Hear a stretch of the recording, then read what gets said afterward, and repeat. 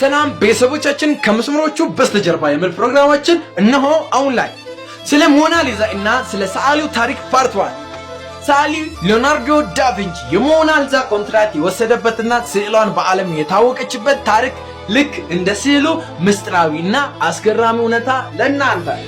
ታሪኩ የሚጀምረው በ1503 ዓመተ ምህረት ጣሊያን ፍሎሬንስ ውስጥ ነው። ፍራንቺስኮ ጄል ጆኮንዳ የተባለ ሀብታም የሐር ነጋዴ ለሚስቱ ለሊዛ ግራርድን የቁም ስዕል እንዲሳልላት ይፈልጋል። ምክንያቱም አዲስ ቤት ስለገዙ እና ሁለተኛ ልጃቸውን ስለወለዱ ያንን ደስታ ለማብሰር ነበር።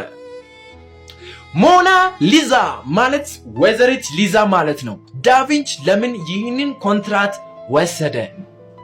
በወቅቱ ዳቪንቺ በጣም ትላልቅ የቤተ መንግስት ስራዎችን የሚሰራ ስሙ ጥሩ ሰዓሊያን ነበር።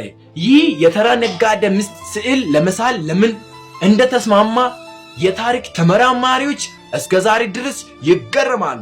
ነገር ግን ዋናው ምክንያት ገንዘብ ቸግሮት